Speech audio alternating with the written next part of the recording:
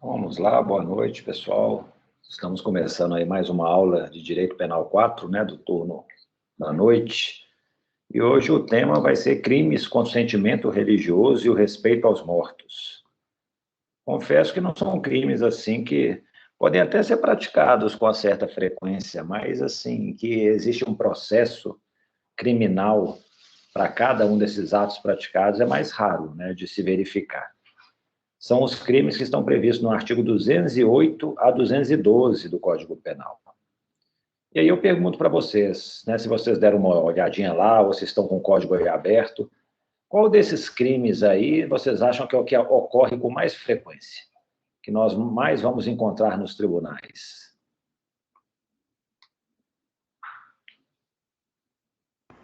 Eu acho que da ocultação, né, de cadáver, né? Acaba que acho que o mais frequente aí é a ocultação de cadáver, né? É o artigo 211, destruir, subtrair ou ocultar cadáver ou parte dele. Não sempre, né? Mas por vezes, quando tem uma acusação aí de homicídio, né, julgado pelo tribunal do júri, e aí nós vamos ter o crime aí, um concurso material de crimes, porque depois tem também a ocultação de cadáver em algumas situações, né? Que é feita para tentar, justamente, como o próprio nome indica, ocultar a prática do crime. Então, assim, acho que de todos esses delitos aí, a ocultação de cadáver é que vai ocorrer com mais frequência. Mas, de qualquer maneira, né, eu sempre acho bom a gente pegar alguns crimes principais, discutir algumas questões, né, para ver como que a gente pode dar esse tratamento para não só para esse específico delito, né, pessoal? O que eu procuro, acho que fazer aqui é a gente tentar desenvolver o raciocínio, né, a argumentação jurídica, o raciocínio crítico, e isso aí depois pode ser aplicado para qualquer infração penal. Deixa eu compartilhar com vocês aqui a apresentação. Vocês chegaram a ver os casos lá que eu apresentei, iniciando-se aqui pelo caso 1.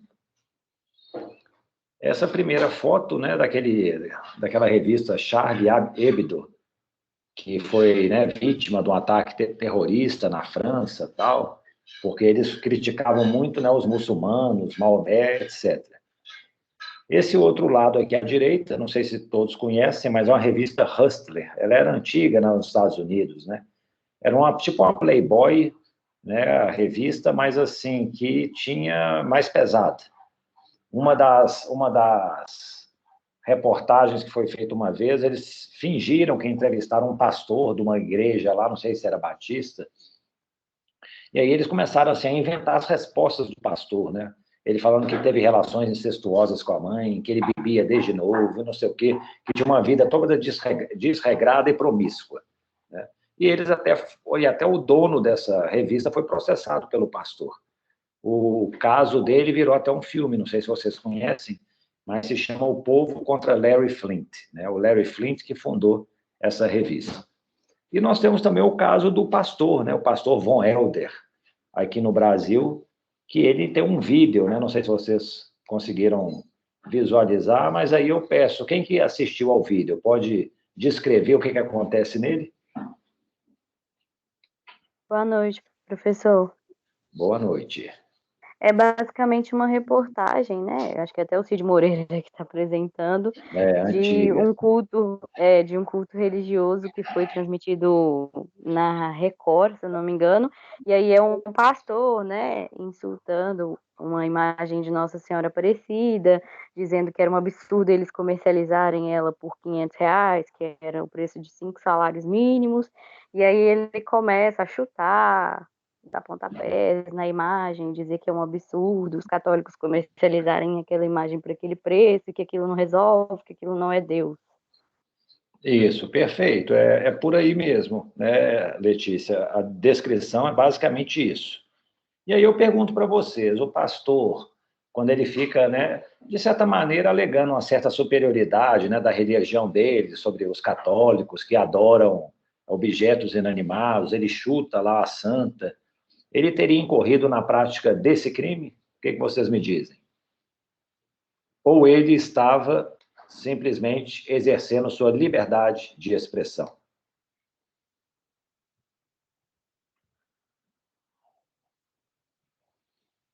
Eu particularmente acho que entraria assim um pouco na tipificação 208, do 208, porque ele faz em um veículo midiático, né, para quem quiser ver, e ele debocha, ele, como o senhor mesmo disse, tem aquele ímpeto de demonstrar que a religião dele é melhor, ele literalmente parece que escarnece da questão da fé católica. Você usou uma palavra boa aí, ó, escarnecer. É mais ou menos isso, né? O vilipendiar, você ultrajar, ofender, né? É um objeto de culto religioso. Alguém pensa diferente, que seria mais um exercício da liberdade de expressão, uma liberdade religiosa? Teremos aqui um debate ou vai ser tudo unânime?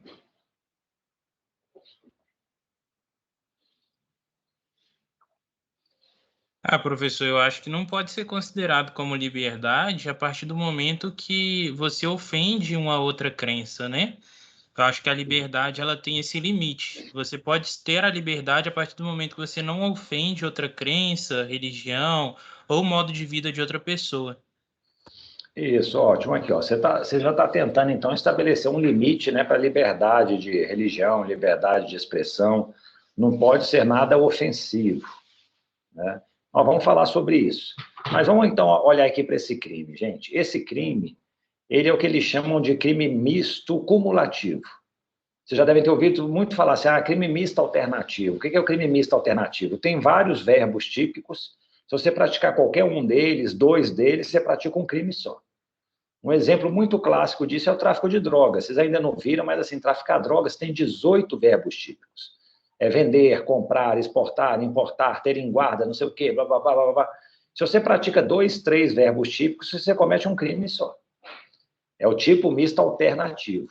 Mas agora, este aqui é um tipo misto cumulativo. Cada uma dessas condutas, separadas por ponto e vírgula, eu até coloquei o número aqui, é um crime à parte.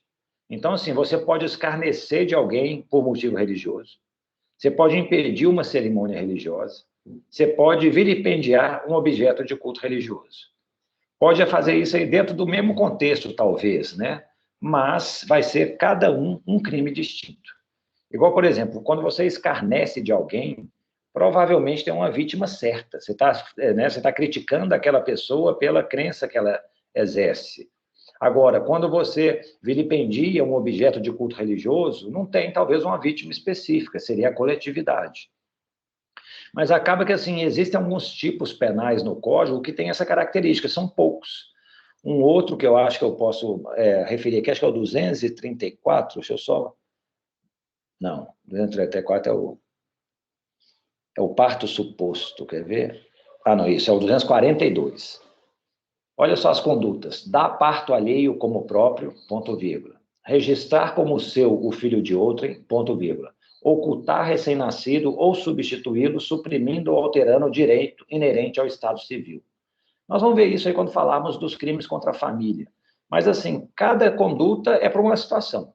Eu posso dar o parto alheio como se fosse meu, ou seja, né, alguém gerou uma criança e eu estou falando que esse parto, né, foi eu que gerei. Eu posso também registrar um filho como se fosse meu, mas é de outra pessoa. E por aí vai. Então, assim, são condutas que estão no mesmo tipo penal, mas o legislador aqui ele poderia tranquilamente colocar assim, o artigo 208, escarnecer e tal. 209, impedir, tal. 210, vilipendiar publicamente. Mas ele preferiu tratar tudo de uma maneira conjunta. Mas saibam vocês, se alguém pratica essas três condutas no mesmo contexto, provavelmente ele vai responder por um concurso material de crime do artigo 208, né, as três situações. Ok? Então, essa é a primeira, sim, observação. A segunda observação é essa, né? Quais seriam os limites que eu vou ter para a liberdade de expressão, liberdade de religião, quando é que vai caracterizar ou não uma infração penal, né? Eu estava falando aí do caso do Larry Flynt, né? Não sei se você já viu esse filme, está disponível aí na internet, TV a cabo, na internet vocês acham, né? E é um filme interessante porque, assim, esse Larry Flynt, ele tinha uma revista, né, pornográfica, erótica e tal, e que ele forçava a barra um pouco. Uma das reportagens lá, eu me lembro uma vez, uma das imagens, foi um Papai Noel fazendo sodomia com um pastor, acho que não sei se era um pastor, era com uma outra pessoa, assim, era a edição de Natal deles, né? Então, assim, eles exageravam, né, arriscavam muito. E tanto é que ele foi processado por esse pastor. Aí o Larry Fink foi condenado em primeiro grau, recorreu para o tribunal, foi condenado, e aí recorreu para a Suprema Corte. E o que vocês acham que a Suprema Corte americana falou? Quando ele foi e inventou essa entrevista, o pastor falando que ele tinha um caso com a mãe, relações incestuosas, que desde pequeno ele bebia e usava drogas e tal. Isso ofende a dignidade do pastor? Seria um crime, uma injúria, um crime contra a honra? Nos Estados Unidos, eles costumam entender muito pela liberdade de expressão, né? Aqui eu acho que seria, mas lá tem minhas dúvidas, se ele for condenado. Não, é exatamente isso, né? A perspectiva que os americanos adotam é totalmente diferente da nossa. Então, lá, assim, lá você não está falando que vai matar alguém, você pode falar, né? Às vezes até o discurso de ódio, se não tiver uma coisa assim muito específica, voltada para lesar alguém, eles permitem, né? Aqui no Brasil, não. Nós seguimos mais um padrão europeu, né? Com muitas restrições, com uma espécie de censura, por vezes, né? Vocês já viram decisões judiciais aí, ó. Acho que dificilmente nos Estados Unidos a gente se depara com algo assim. Mas vai fazer uma publicação, alguma coisa, tem uma decisão judicial proibindo a publicação. Ah, não, vai ofender. Às vezes está até certo, vai ofender mesmo a honra da pessoa. Pode ser um fato, talvez infundado, mas lá ele fala assim, ó, não, liberdade em primeiro lugar, né? E eu achei curioso uma vez, né, até eu comecei a entender melhor, talvez, por que eles pensam assim, que eu estava lá em Michigan, e tinha um professor de Direito Constitucional que nós estávamos contando para ele aquele caso do brasileiro. Vocês já viram isso? Já estudaram? Não sei, algum período anterior? Era um editor de livros lá do Rio Grande do Sul, que ele foi condenado pelo Supremo Tribunal Federal por racismo, né? Porque ele divulgava obras do nazismo e ele escrevia livros, acho que negando o Holocausto, umas coisas assim. E É aí, o caso, Hã? caso do Elvang? Exatamente esse, isso. Então, assim, o que o Supremo falou? Não, não tem liberdade de expressão desse ponto, não. Você está disseminando ódio, preconceito, isso aí é inadmissível, tal. E o juiz de primeiro grau tinha absolvido ele. O Tribunal de Justiça mudou e o condenou a uma pena, acho que de 1 ano e pouco. E o Supremo, depois chegou lá no Supremo, o Supremo confirmou por 8 votos a 3 a condenação dele. Então, assim, para o Supremo Tribunal Federal é isso, não tem esse negócio de liberdade de expressão, não. Se a pessoa está, né, incorrendo em alguma prática que possa se ajustar a um tipo penal, tem chances grandes de ser condenado. Mas aí a gente estava contando para o professor de Michigan essa história, e falou, nossa, é mesmo? Então a Suprema Corte decidiu desse jeito? Eu falei, Ele falou, não, que pena, hein? Ele falou, mas por que pena? Ele falou, não. Se você dá esse tratamento para os seus inimigos, né, para as pessoas que estão difundindo ódio, essas coisas, eles não vão parar de fazer isso. Eu tenho a experiência americana, é isso, eles não a Ku Klux Klan nunca acabou nem nada, eles podem, assim, adormecer, ficar atuando nos bastidores de maneira subterrânea, mas eles não param. Então, assim, quando você está criminalizando uma conduta dessa, ele está simplesmente falando, divulgando ideias, e você está proibindo essa divulgação, a tendência é que ele vá para os porões, que ele vai começar a atuar de maneira clandestina. E aí você já não sabe mais o que ele vai fazer. Se ele vai montar um grupo mais extremista, vai partir com uma coisa, uma violência e tal. É preferível deixar ele falar de maneira transparente à luz do sol, porque aí você o enfrenta à luz do sol, de maneira transparente também. Eu falei, eu tenho fundamento, eu acho, nisso, né? Eu acho interessante essa ideia de que, ó, pode falar a bobagem que seja, não estou aqui para ouvir e tal, e retruco, não, né? Aí, né, desde que a palavra não desbande, né, para violência, para atentado, tudo bem, né? Desde que permaneça no âmbito das ideias. Então, assim, aí ele ficou meio, assim, cético, né? Cético não. Ele ficou um pouco, assim, perplexo com a decisão do Supremo Tribunal Federal, porque realmente, provavelmente, nos Estados Unidos, uma decisão como essa nunca viria, né? E aí, gente, nós estamos aí, né, falando de liberdade de expressão, acho que todo mundo viu o caso do jogador de vôlei do Minas, né, aqui da nossa Belo Horizonte. O que vocês acham? Ele praticou crime? Foi homofóbico? O que me dizem?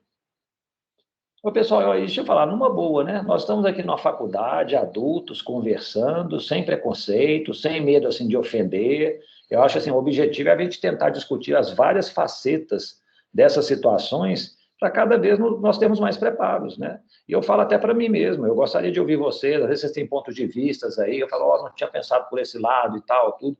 Mas, assim, é para a gente, né, tentar formar a nossa ideia.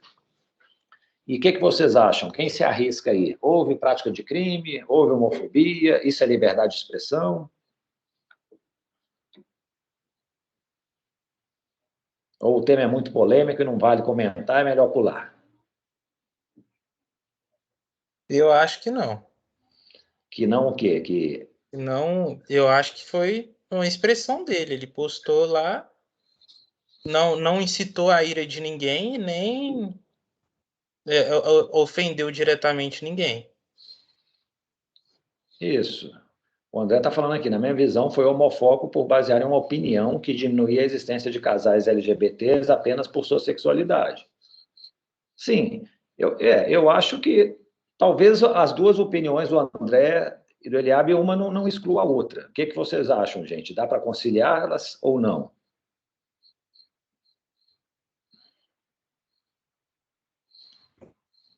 Professor, eu acho que elas são muito opostas. Acho que não dá para conciliar, não. Não dá, não?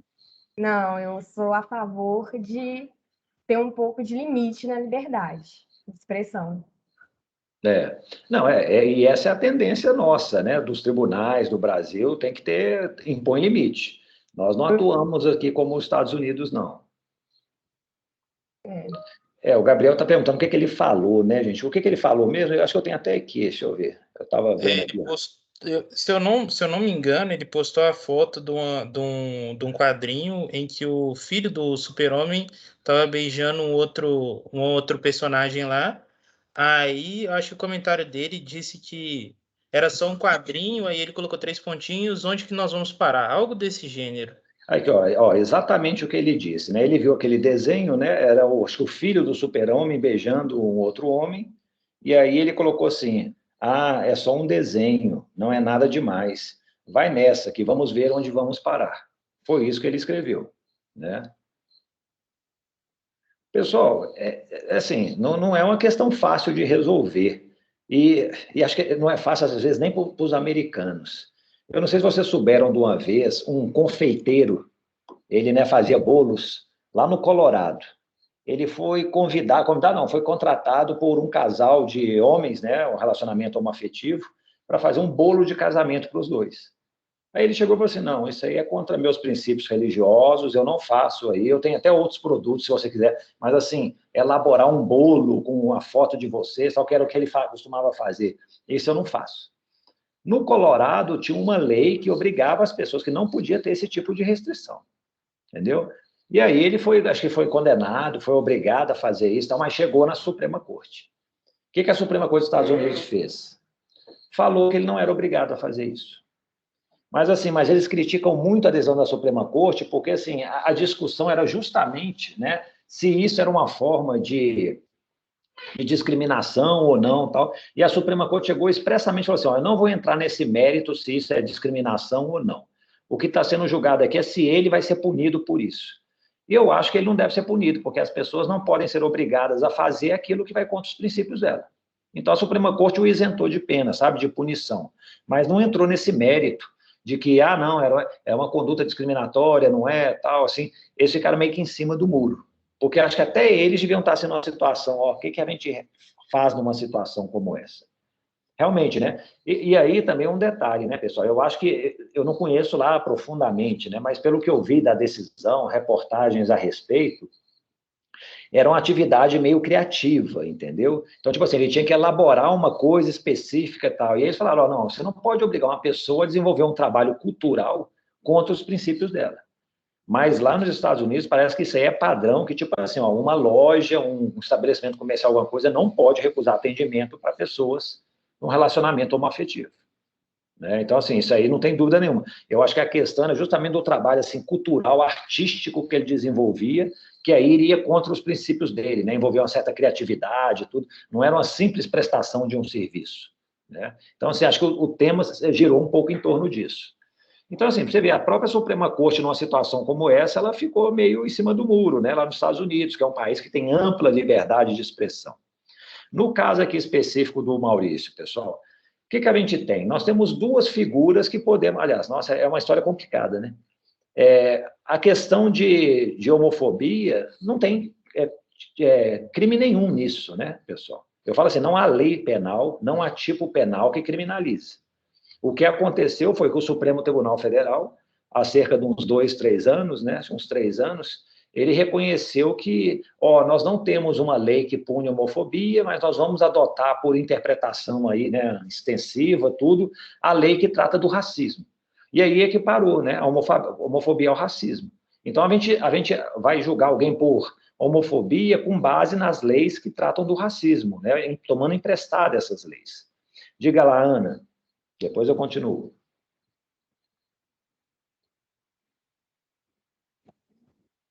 Tô pensando aqui. Tá dando para me ouvir? Estamos ouvindo. Professor, eu quero defender um ponto que eu falei, porque eu acho que existe princípio de cada pessoa, mas existem princípios, sim, que são gerais. Existem princípios de dignidade da pessoa humana, existem princípios gerais e nesses princípios eles podem ser hierarquizados entre eles.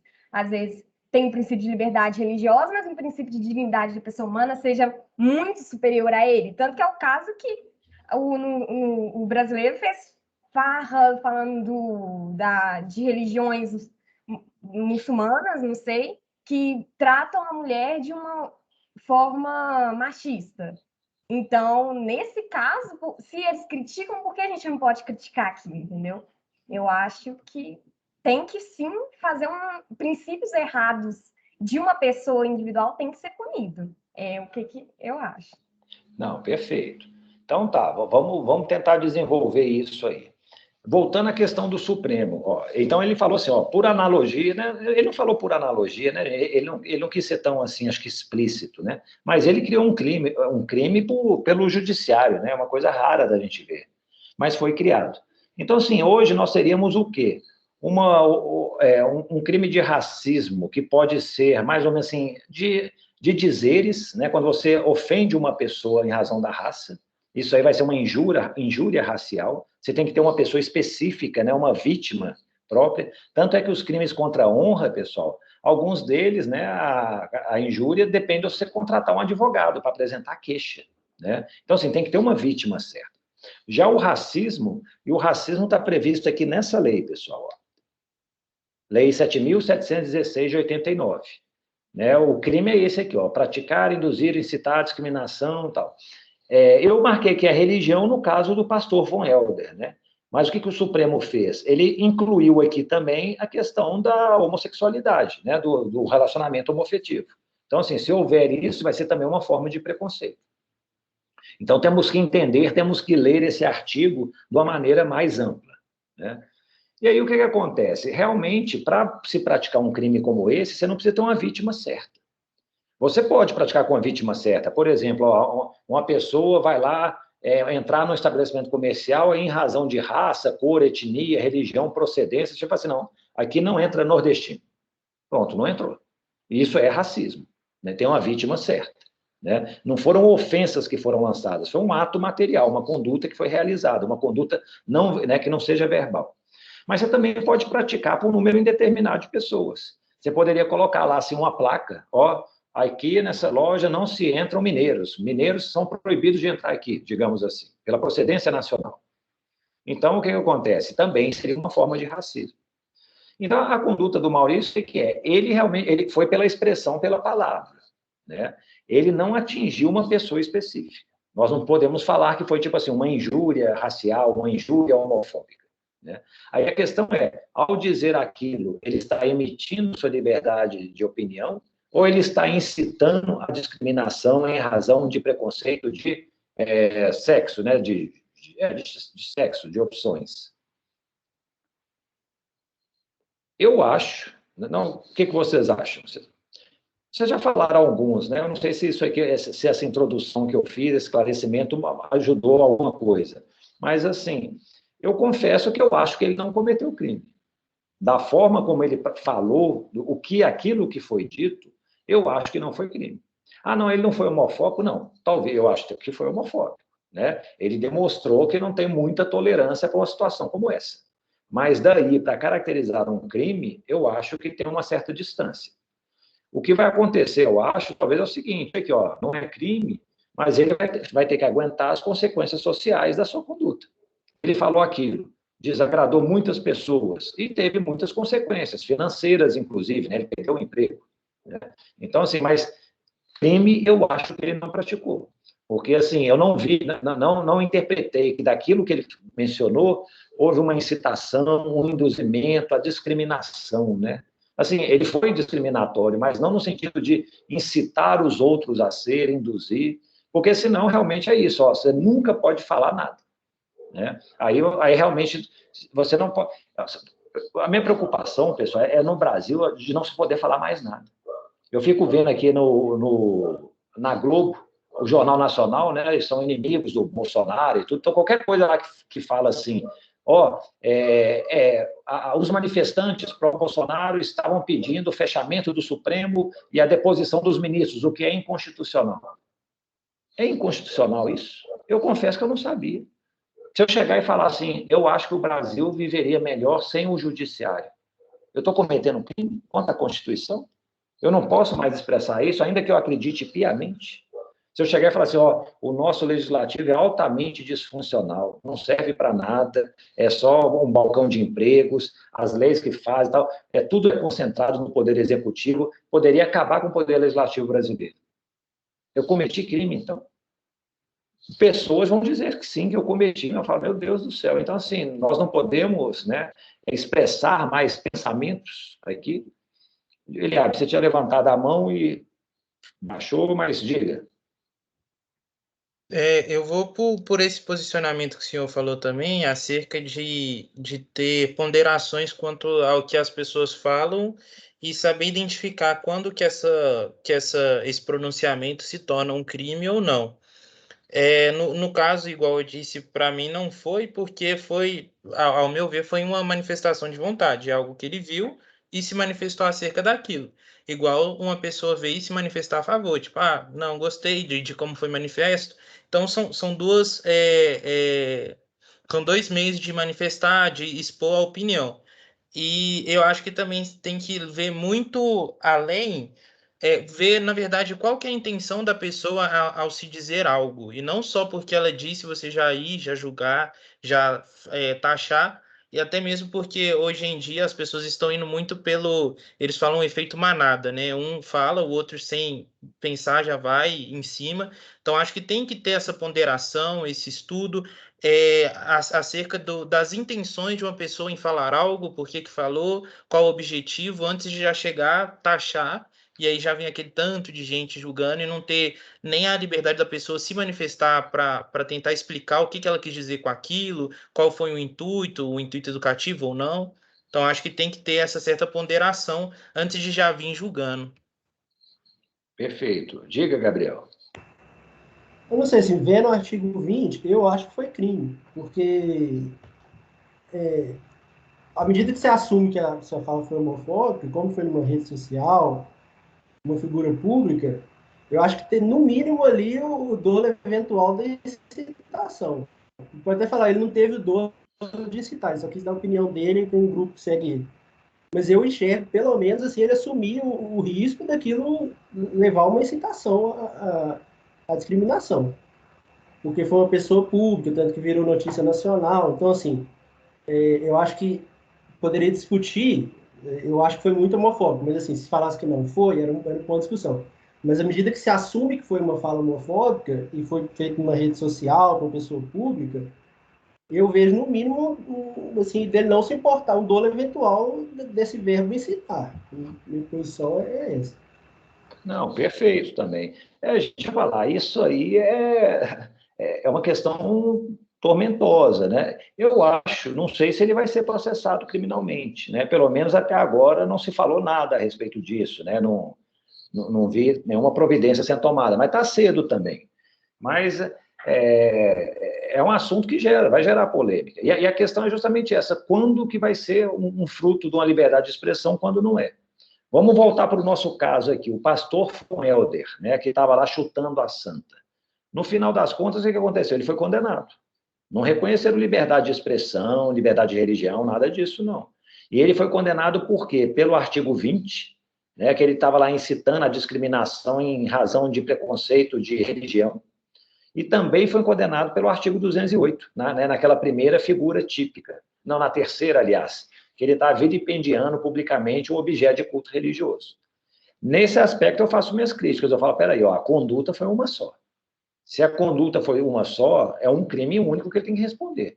Eu acho que, tipo assim, colocar que ele vilipendiou e, ao mesmo tempo, houve uma discriminação, não, peraí, é um ou outro, sabe? Não dá para a gente, a não ser um concurso formal, mesmo concurso formal de crime, gente, a ação é única, dá 2 resultados, sim, mas isso não para mim, não parece um concurso formal de crimes. E o pessoal, e também acho que a sentença, se eu não me engano, reconheceu o concurso material, somou as penas, entendeu?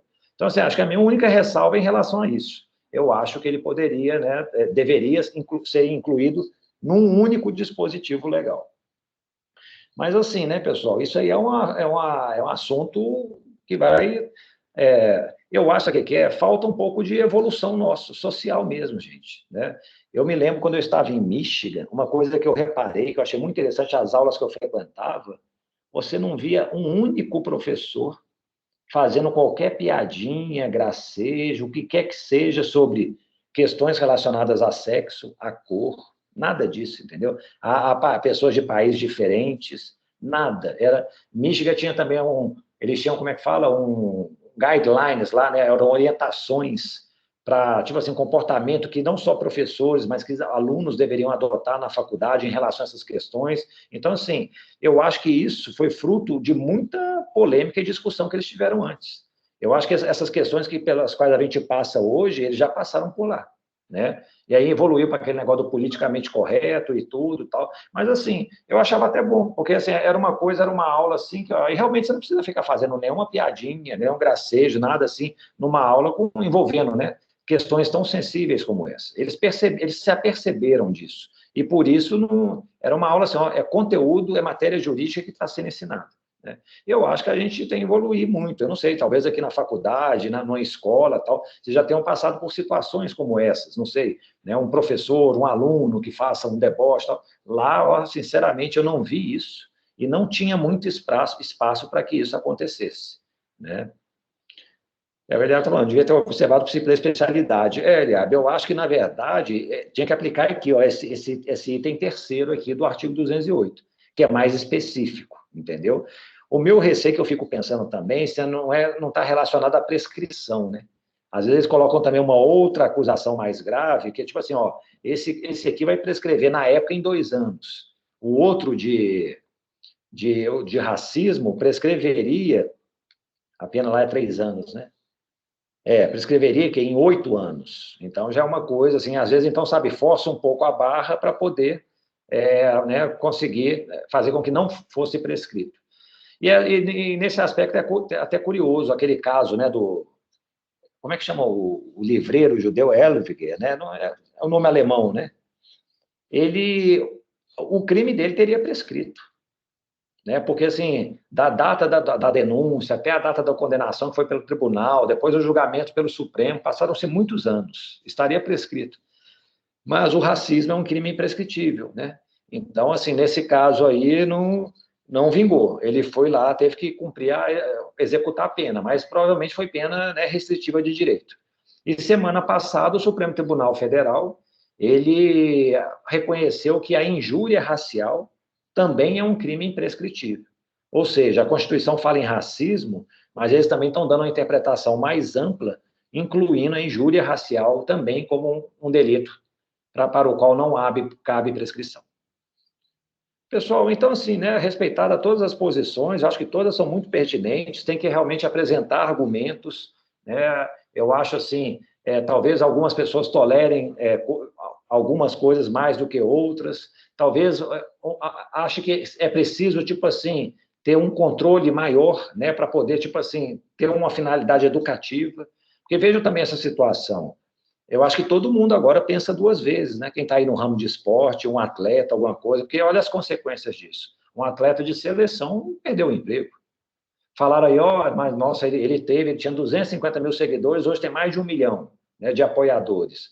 Mas quem está pagando o salário dele não é o pessoal do Instagram, né? São as empresas, os patrocinadores que não quiseram mais fazer isso. Então, assim, as consequências para ele foram muito graves, né, nesse aspecto.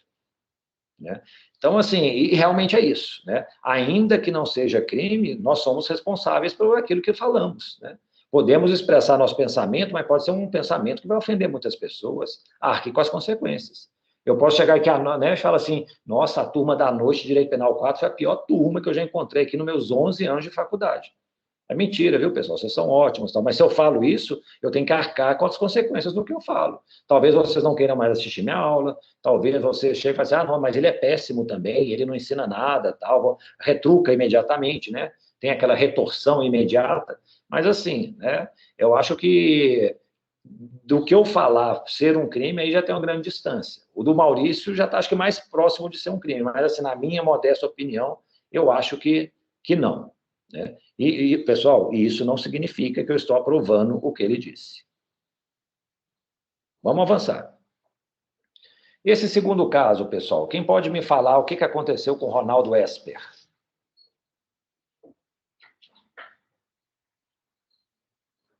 Esse daí é o que foi detido pela polícia com 2 vasos Isso, é que ele esse tinha mesmo. pego de uma sepultura lá no cemitério? Vocês não conheciam o Ele é um Ronaldo Esper, não? Eu não, particularmente. Ele é mais antigo, assim, mas era um estilista famosíssimo, assim, ele tinha um programa de televisão, ficava falando mal de todo mundo. Eu lembro que ele chegava... O Jô Soares, vocês conhecem o Jô Soares, se lembram dele?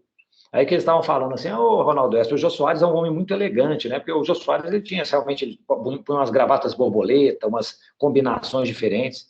Ele falou, como um elefante como aquele vai ser elegante? Não tem, são expressões contraditórias, um elefante nunca vai ser elegante, porque ele é gordo, não sei o quê. Então, assim, ele era totalmente, ficava cutucando, aí tinha lá o que eles falavam lá das alfinetadas do Ronaldo Esper, que ele gostava de falar mal de muita gente.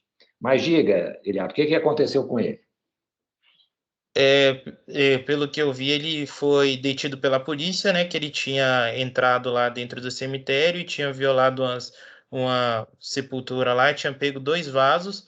E aí, em defesa, ele disse que estava tomando uns remédios depressivos, que ele não estava em si, por conta disso que ele fez cometeu esse tipo de ato. E aí a questão é essa: ele pegou vasos que estavam lá ornamentando uma sepultura. A minha pergunta é: isso é um crime? Se for crime, é o artigo 210, violação de sepultura, ou é um artigo 155, ele subtraiu, furtou os vasos? O que vocês acham? Ou não é crime nenhum? Eu acho que pelo princípio, novamente, lá da especialidade é o 210. 210. O Richard aqui, o pessoal está falando, todo mundo aqui 210, né? Pessoal, o que eles às vezes argumentam é o seguinte, mas peraí, o vaso não é sepultura. O vaso está fora da sepultura, não houve nenhuma violação. Mas aí, assim, gente, tem que ver, assim, em termos, né? Não é também tão tranquilo assim, não. Nós tem um livro, uma vez eu estava lendo na faculdade, Direito Penal Funerário, né? Acho que a gente nem encontra mais um livro desse para comprar. Mas falava sobre esses crimes aí, do 208 até o 212. E lá era interessante uma discussão que eles faziam o seguinte, ó, a sepultura pode ser só aquele jazigo, né, o lugar onde está o caixão, ou pode ser tudo que está ao redor dela. Então, por exemplo, não sei se vocês já foram no cemitério do Bonfim, já foram? Alguém conhece lá? O cemitério do Bonfim é interessante, já teve até excursão, eu acho que com essa época de Covid pararam, né? Mas tinha até excursão para mostrar, assim, acho que era o pessoal da história, que ia lá para mostrar os jazigos de pessoas famosas e pessoas importantes. Acho que o padre Eustáquio está enterrado lá, muita gente rica. E lá tem, assim, as pessoas ricas, elas fazem verdadeiras capelas. Elas construíram a capela, né? Dentro da capela tem um lugar para rezar, tem cruz, tem um tanto de coisa e tal. E tem uns locais, o sarcófago lá, né? Para botar os caixões, né? Ocorreu um crime lá.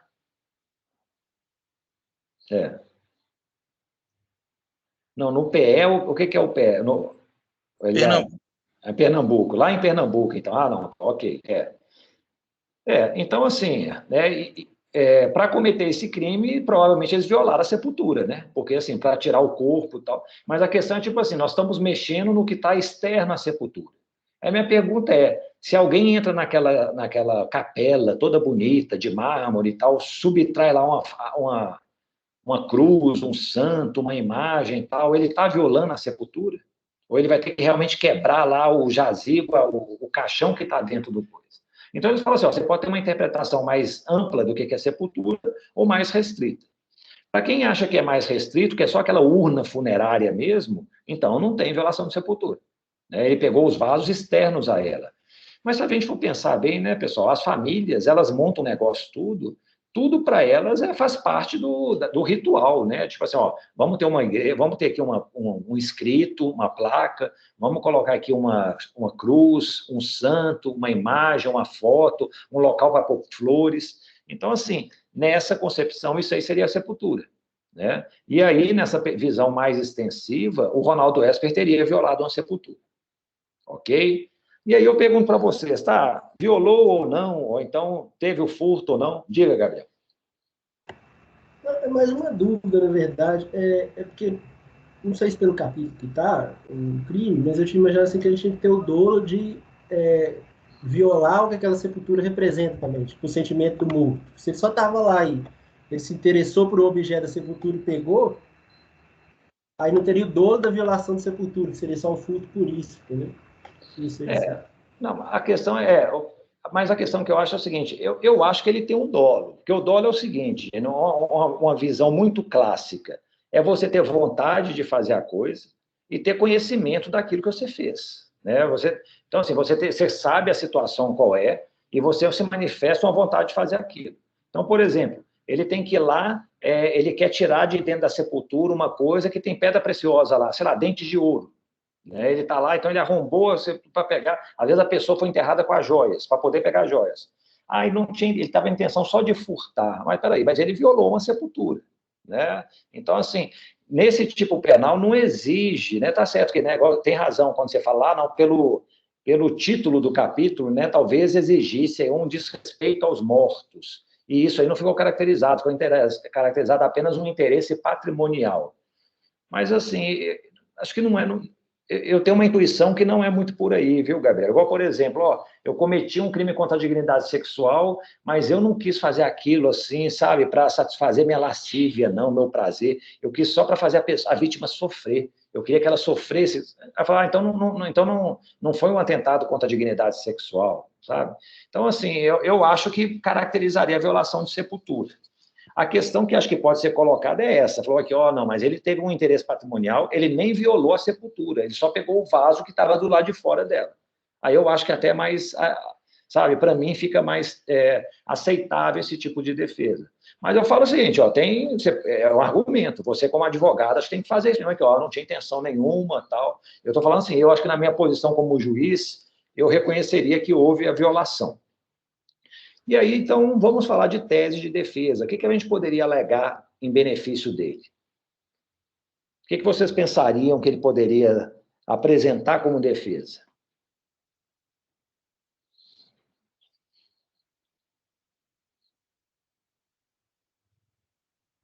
Às vezes a questão do remédio lá que ele estava tomando poderia entrar?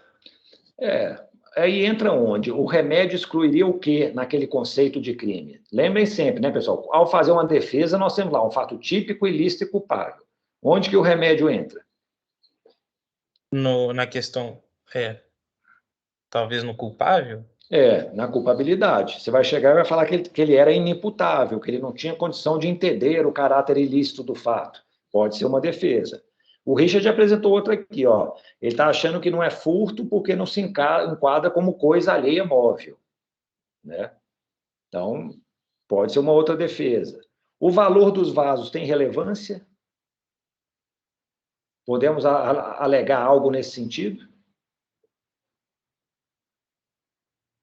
Falar, os vasos são muito baratinhos. você diz no caso do princípio da insignificância, professor? Letícia, talvez pudesse ser uma defesa. Falou, não, esses vasos aí estavam lá, não valem nada, tudo. Princípio da insignificância. O que a insignificância faz? Ela atua onde? Na tipicidade, na ilicitude ou na culpabilidade? O que vocês acham?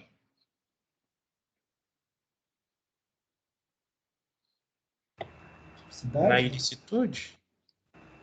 Na tipicidade. Alguém falou aí tipicidade. Porque é o seguinte, né? Eles falam que o crime se caracteriza por uma lesão ao bem jurídico, né? O fato típico. Mas quando essa lesão é tão pequena, mas tão pequena, que não chega nem a lesar o bem jurídico. Então, eles falam, então essa conduta ela deixa de ser atípica. Eventualmente, gente, pode ter... não, insignificância até que não. Eu ia falar do consentimento, mas aí não tem nada a ver, não. Mais alguma defesa, gente, poderíamos apresentar? Eu acho que no caso de dar tudo errado, pedir ficar firme no 210, porque a pena é menor, né? Não, perfeito. Acaba que é o seguinte, né? Como ele acha que é primário, bons antecedentes, a pena vai ficar, acho que vai dar elas por elas, né? Porque, assim, a pena mínima é equivalente. Mas, realmente, o ideal é isso, vamos pegar uma pena que seja... porque também tem isso, né? Se o nível é de 1 a 3, o outro é de 1 a 4, talvez seja mais fácil colocar 1 ano e meio de 1 a 4 do que 1 ano e meio de 1 a 3, né? O espaço é maior, não sei. O juiz pode pensar nisso, mas é realmente um argumento, né? Defender para que seja aquele delito mais simples. Deixa eu ver, eu tinha... tá. E aí, pessoal, então vamos lá, né? Como é que a gente vai elaborar uma defesa penal? Vocês vão ver esses slides aí de vez em quando aparecendo.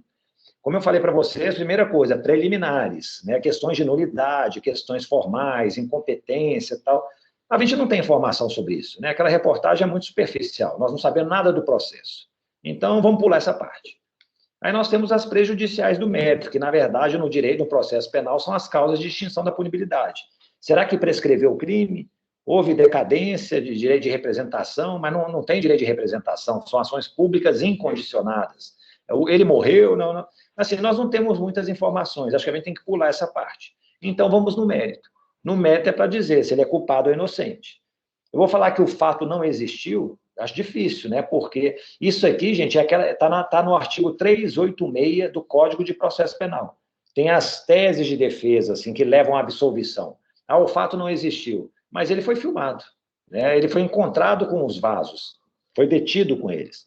Não, mas não foi ele que participou, a filmagem estava uma pessoa coberta, não se sabe identificar, mas eu acho que eles identificaram que era ele. Então, assim, a gente tem que ver, né, qual defesa seria mais palatável.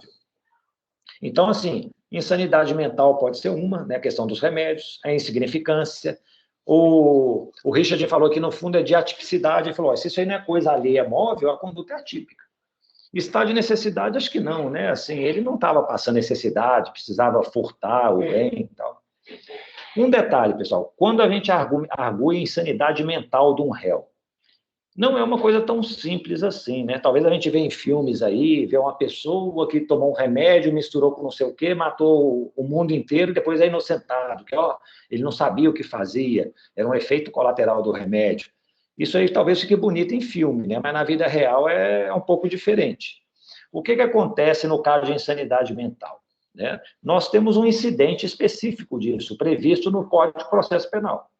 Então, assim, o juiz, o Ministério Público, mas normalmente a defesa, eles podem pedir, falar que, na verdade, ele é doido, não tinha conhecimento, não tinha condições de entender o caráter ilícito do fato. Aí, o que vai acontecer? O juiz, se ele achar que tem fundamento o pedido, vai determinar a instauração do incidente de insanidade mental. Eu me lembro que, quando eu julguei os casos penais, só 2 situações na Justiça Federal que eu mandei instaurar esse incidente. Um caso era um senhorzinho que foi na agência do INSS, eles cortaram o benefício dele e ele saiu arrebentando a agência toda, quebrando os computadores, jogando cadeira na janela, tudo. E aí ele foi preso por dano ao patrimônio público. E aí ele foi denunciado, né, acusado pelo Ministério Público, chegou ao defensor dele na audiência e falou aqui, doutor, eu quero instaurar um incidente de insanidade mental nele, porque ele não tem problemas psicóticos, não sei o quê e tal. Eu olhei para ele assim, não tive essa impressão, não. Ele estava numa conduta aparentemente normal. Mas eu vi que ele apresentou documentos, né? Tinha documentos médicos, não sei o quê. Eu falei, não, vamos fazer o exame. Não é que, para minha surpresa, depois veio o resultado do exame, né? Tem uma perícia. A perícia vai responder basicamente a seguinte coisa: o réu tem condição de entender o caráter ilícito do fato? Se ele tem condição de entender, ele é imputável. Se ele não tem, é o primeiro passo para ser inimputável. Aí depois a segunda pergunta: tendo consciência do caráter do fato, ele conseguiria se autodeterminar de acordo com esse entendimento?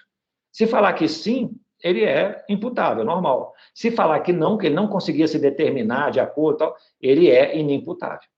E aí vieram as duas respostas: não, ele não tem conhecimento do caráter ilícito e não consegue se autodeterminar de acordo com, né, com o entendimento de que era ilícito. E aí eu falei, nesse caso eu tenho que absolver. É até interessante, é uma absolvição imprópria que eles chamam.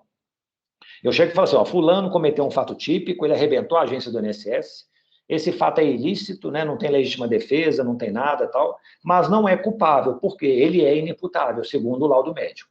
Então, absolvo o fulano de tal, mas aplico a medida de segurança X. Né? Eu vou aplicar uma medida de segurança para o inimputável. E aí nós temos a medida de internação ou de tratamento ambulatorial. Eu me lembro que, no caso, acho que eu dei um tratamento ambulatorial. Falei, não precisa ficar internado, não. Né? Pela situação que era, a idade dele, os danos gerados, não era uma coisa tão grave assim. Um outro caso foi de uma servidora do TRT, da Justiça do Trabalho. Falou que ela estava recebendo dinheiro das pessoas para poder agilizar os processos. Aí a advogada falou, ela é doida. Todo mundo lá, os advogados todos sabem na Justiça do Trabalho que ela é doida, tal. Eu falei, doido, né? Eu não falei, não, eu pensei, né, gente? Doido costuma rasgar dinheiro, né? Ela está, na verdade, obtendo dinheiro, né? Mas eu falei, mas vamos ver, tinha lá uns exames. Pessoal, se pede um incidente de insanidade sem nenhuma prova que a pessoa tem alguma doença, eu já indefiro de plano. Eu falei, não tem nenhum indicativo de que tem insanidade mental. Mas agora, né, se por acaso apresenta lá documentos tal, e eu acho que tem credibilidade, não, vamos fazer o incidente. Foi feito o exame nela, falou, não, normal, não tem nada tal, e aí ela foi condenada. Não me lembro a pena exatamente, mas houve a condenação. Teve um caso, pessoal, esse caso é o Feijoada, né? Esse do Feijoada não apresentou o documento, não, mas ele fez o exame de sanidade. O Feijoada, ele era um cara assim que ele vivia no interiorzão mesmo, e ele era meio que aquela figura folclórica da cidade, sabe? Que os meninos chegavam lá perto dele, ficavam jogando pedra nele, saiam correndo, tal. Tudo. Aí só sei que passou um tempo, o Feijoada sumiu. Sumiu, ficou trancado lá na casa dele. Aí começaram a sentir um cheiro muito ruim vindo da casa. E aí chamaram a polícia foi lá, bateu na porta, pediu para entrar. Ele deixou que eles entrassem. Quando a polícia entrou, ele tinha pego uma pessoa, matado, e estava comendo a pessoa.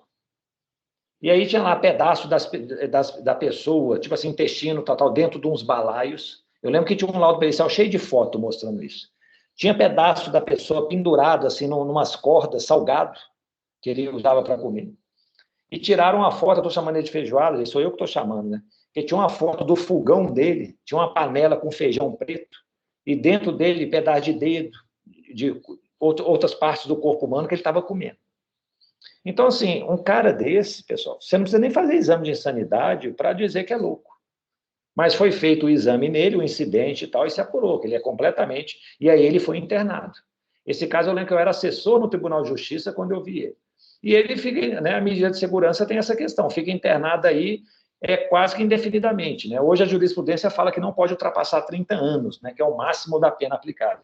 Mas provavelmente esse rapaz aí ficou aí 30 anos preso. Então, gente, o incidente de insanidade, qualquer também um risco que acontece. Um advogado que pede isso, ele meio que perde o controle da defesa. Ele chega e fala assim, meu cliente não está bem de cabeça, tal, tem problema, tal. Vai ficar na mão do perito dizer se ele tem problema ou não tem. Então, o advogado ele perde um pouco o controle da defesa. Né? Mas, assim, não acho que é só chegar e falar assim, ele toma remédios antidepressivos, aqui, as prescrições médicas, tal, por isso que ele cometeu o crime. Porque se a gente fizer isso, gente, são milhares de pessoas no mundo, milhões, que vão cometer crimes. E vai ser justificado, né? Vai ser isento de pena, por quê? Porque está tomando remédio antidepressivo. Na verdade, a única hipótese que pode caracterizar assim, um medicamento que pode afastar a culpabilidade é naquele caso de embriaguez voluntária involuntária e fortuita, né? Ou seja, a pessoa ela ingeriu uma droga, ou ela não sabia que era droga, ou ela não sabia dos efeitos colaterais da droga. A droga deu um efeito nela assim que ela perdeu totalmente o controle sobre si e cometeu um crime.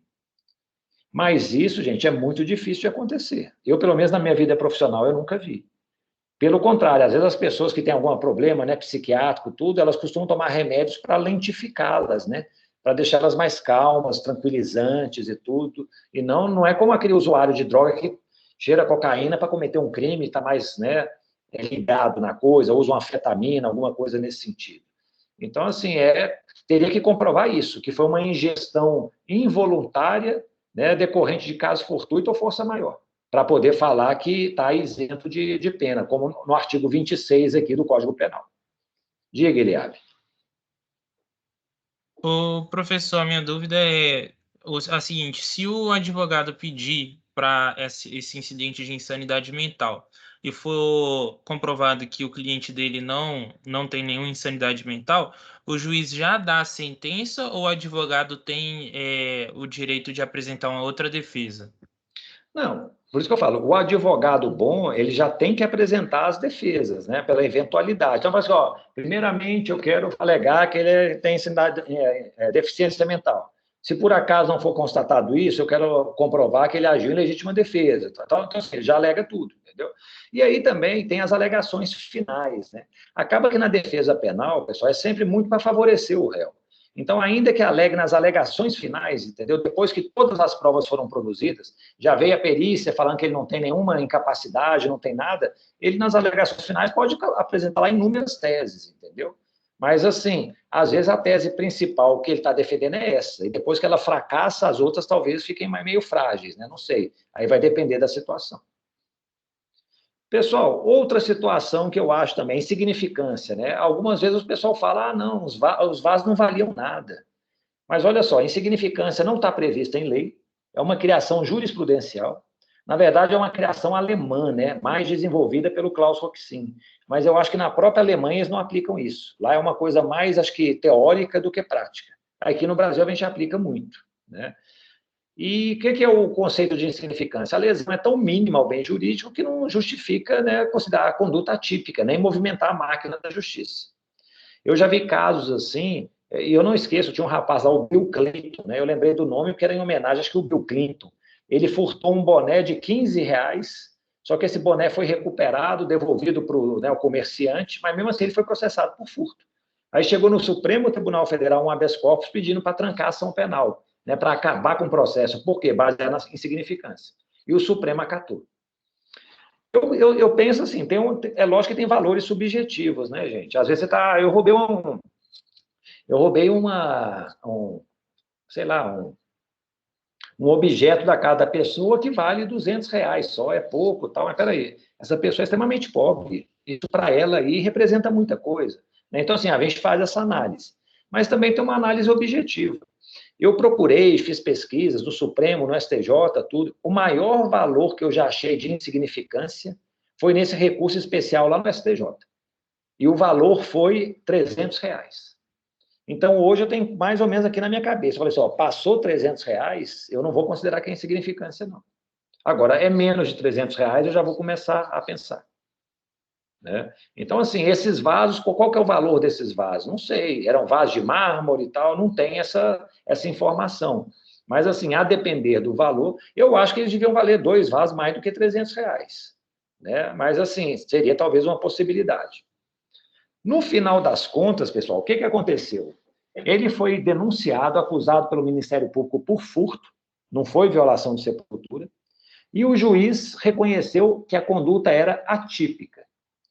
E aí, gente, é um fator que realmente vocês não sabem, que eu não apresentei para vocês.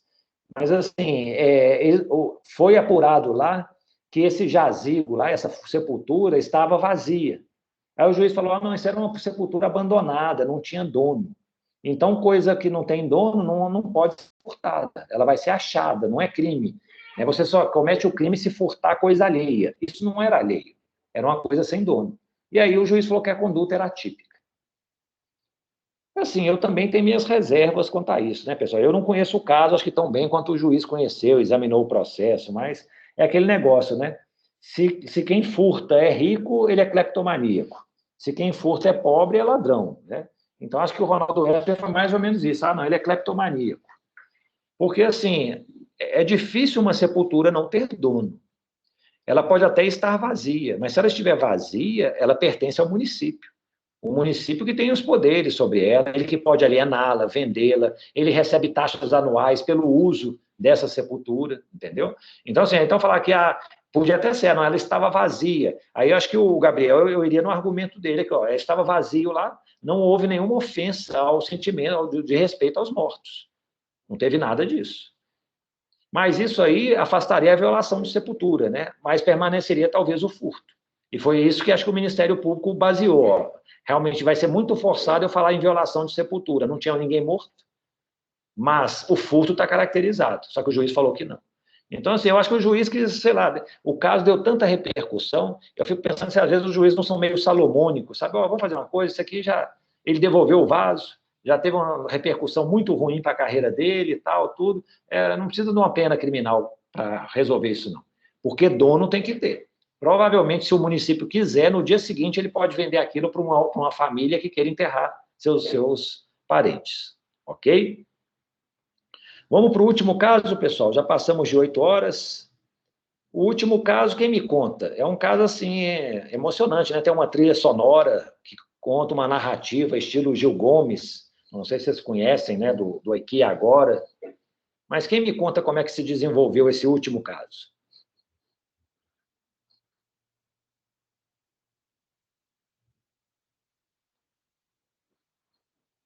Alguém chegou a ver?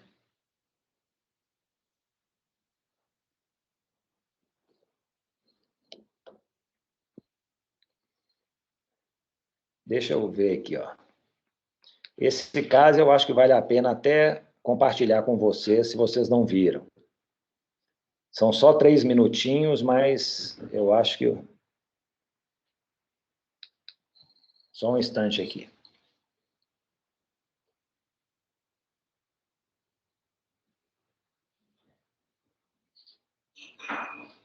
Vou tentar puxar o link aqui para mostrar para vocês.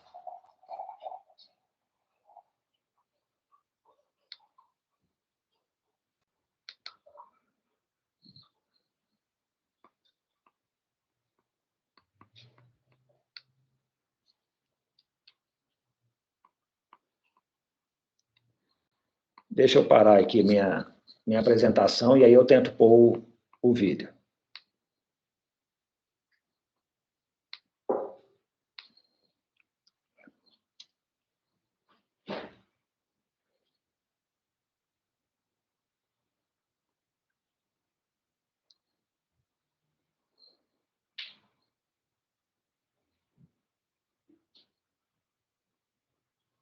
Cemitério Jardim.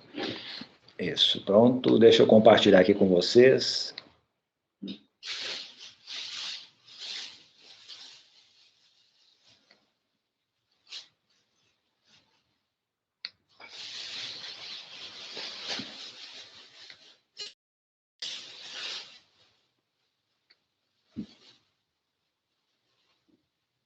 Eu não sei aqui... Não sei se eu vou conseguir compartilhar o som, pessoal. Me digam se vocês estão ouvindo. Independência, no bairro Boqueirão, município de Sim, professor. Então pronto. Araucária. Um caso sinistro, cabuloso. Uma história do cramunhão Cristiano Santos. Vilipêndio é quando o túmulo é violado. Aqui dentro estava uma senhora de 74 anos de idade, morta há 32 dias. Ela foi arrancada deste túmulo e arrastada para o meio deste mar. Aqui está a tampa do caixão. Pelo menos 2 pessoas trouxeram o caixão para esse local, no meio deste matagal. A idosa foi arrancada aqui do caixão. Ela estava deitada com a cabeça para frente e com a perna meio inclinada. Há indício, Cristiano Santos, de violência sexual. A polícia investiga a hipótese do crime ser de necrofilia, sexo com cadáver. E ali ela estava numa posição assim, suspeita ali que houve alguma coisa ali. Sim, como que posso explicar assim, que ela foi violentada ali, uma coisa assim. É lamentável o que a nossa família está passando, né? Os filhos principalmente, a maneira que foi encontrada ela ali.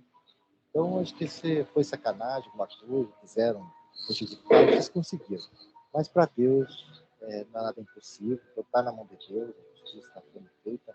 Nós oramos muito e a polícia já tem suspeita e nós acreditamos aí que o nosso novo delegado vai, logo em poucas horas aí, já colocar essas pessoas aí, porque não tem uma só. Eu acredito que tem mais, porque uma pessoa só não conseguiria tirar do túmulo e fazer aquilo realmente que foi feito lá, calçaram o paciente, tiraram ela fora. Então, uma pessoa não consegue, tem mais gente aí. Então, mas fica aí para a polícia trabalhar. Nós acreditamos na justiça. O cadáver foi levado ao Instituto Médico Legal de Curitiba, onde passou por exames, a fim de apurar se houve ou não o vilipêndio sendo usado para definir a violência contra a pessoa morta.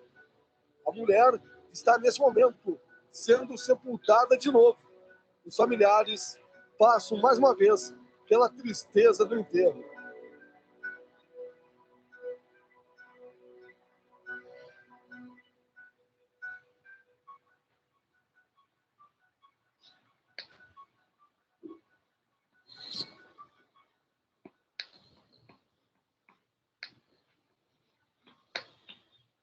Opa, deixa eu só... Pronto.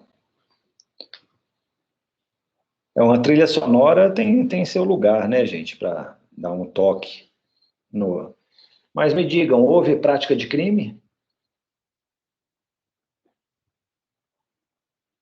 Que crime que vocês acham que foi cometido? 212, vilipêndio a cadáver, segundo Richard. Foi só o vilipêndio? O repórter falou assim, Rita, é chocante, né?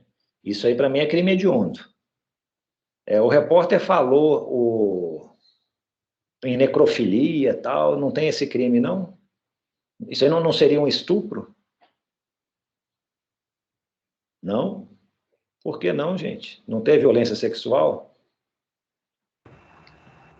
Tá morta, né?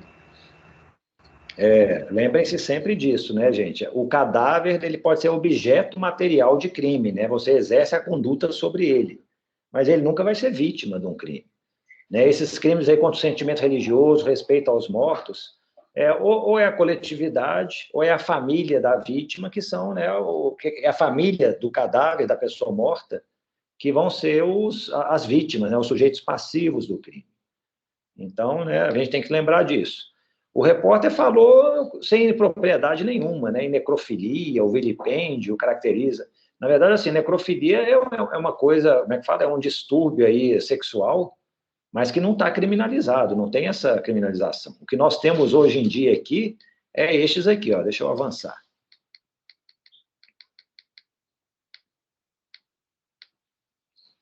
Opa!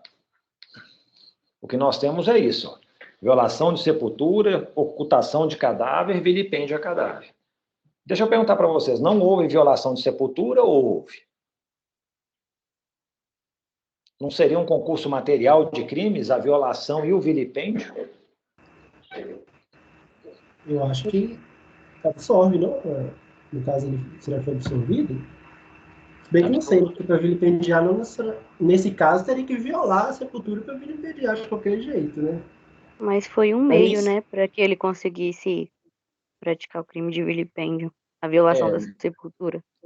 Foi um meio, né? Mas como é que a gente vai saber quando absorve e quando não absorve? Tem alguma regra?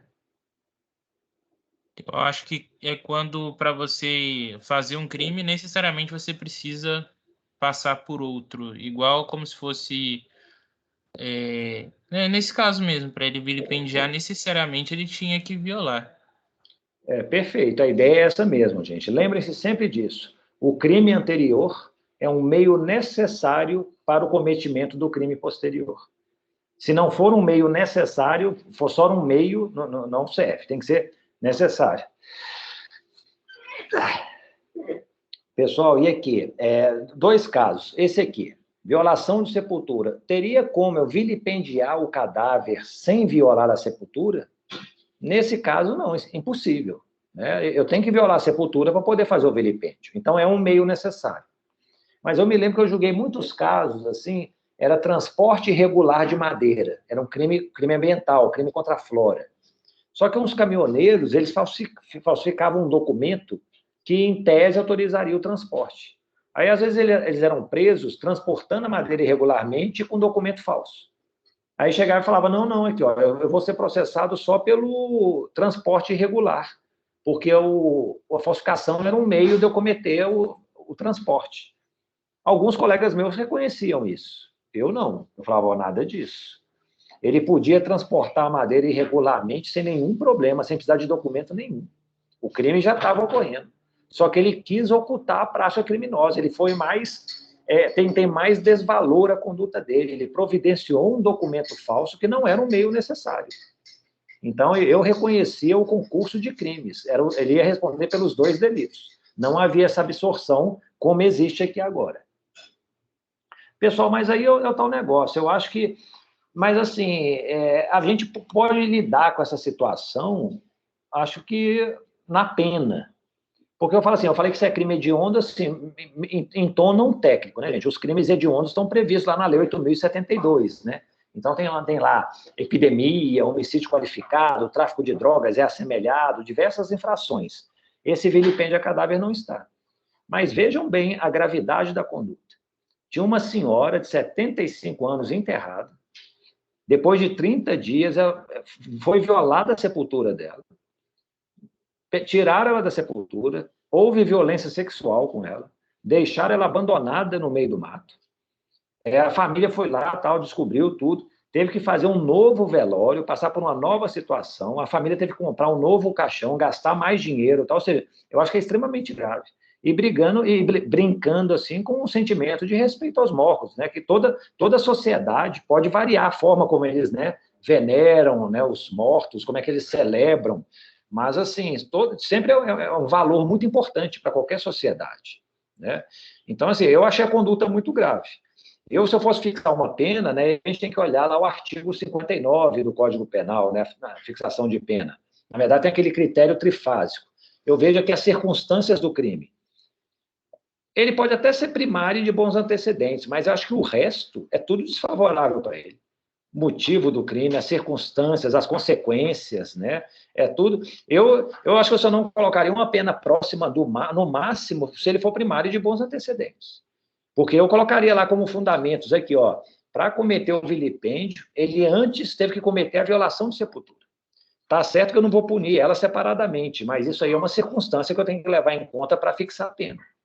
Além disso, ele pegou o cadáver e manteve, né, conjunção carnal, teve a violação sexual com o cadáver. O cadáver foi abandonado, o caixão destruído, a família teve que fazer um novo velório, gastar mais dinheiro, ou seja, acho que as consequências foram muito graves.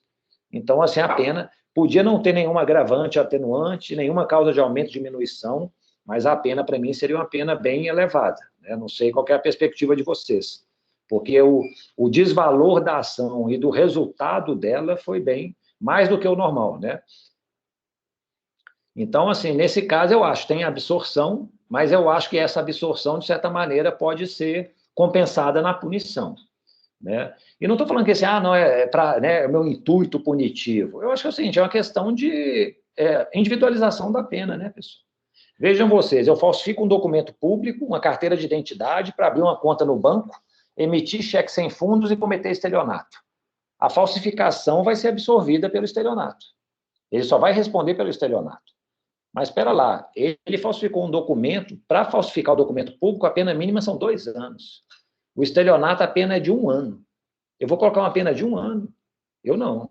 O meu piso são 2 anos. Eu falo aqui, ó, as circunstâncias do crime são muito graves. Ele, para cometer o estelionato, ele praticou uma infração autônoma, falsificou um documento público que tem, né, a pena lá de 2 eu nem menciono a pena, eu falo, houve a falsificação do documento público e tal, então a pena base ela tem que ficar 2 anos. Se não, gente, o que vai acontecer? Quem comete um estelionato, né, recebe uma pena de, sei lá, pode ir 1 ano e meio, 1 ano, 2.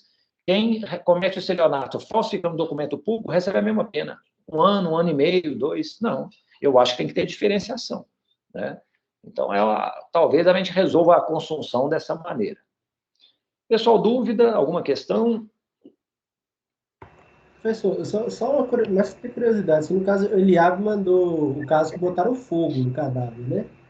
Aí seria o 211 ou 212? Que eu não sei se traria em discussão. Eu acho que você... Ô, Gabriel, acho que cortou isso. Cortou ou não? Não sei. Você inventou seria o 211 ou 212, é isso? Isso, Ó, eu acho o seguinte, você atear fogo, né, é mais do que vilipendiar, não, assim, você está destruindo, né, um cadáver. Né, destruição é destruir, subtrair ou ocultar cadáver. No final das contas, é o tal negócio, né? A pena é idêntica para um e o outro. Eu acho que não haverá um concurso material de infrações, né? Um vilipêndio, é igual esse caso, é um vilipêndio mais a destruição do cadáver. Eu acho que é a questão da progressão delitiva. Para destruir o cadáver, eu podia, se bem que a gente pode até pensar nisso, né? Eu poderia, por exemplo, tacar fogo no caixão, né?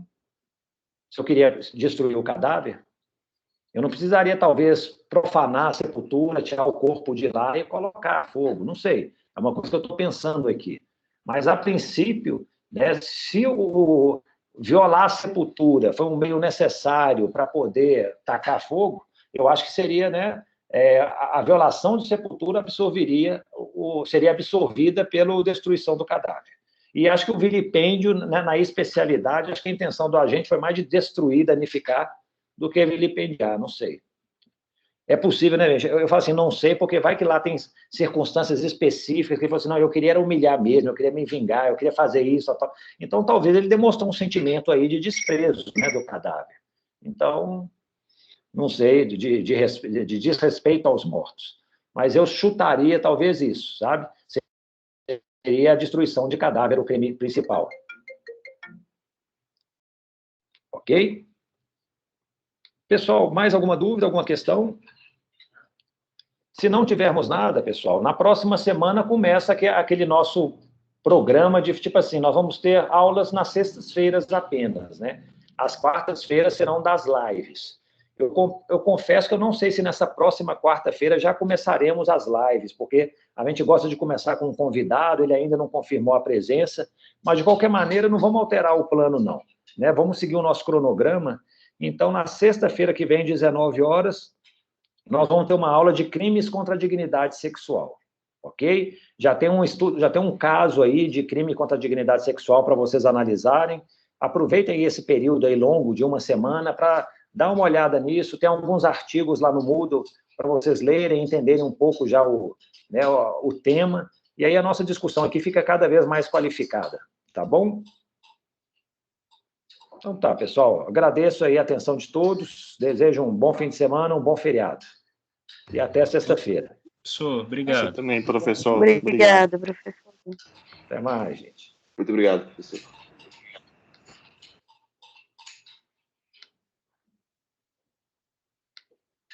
É para acabar que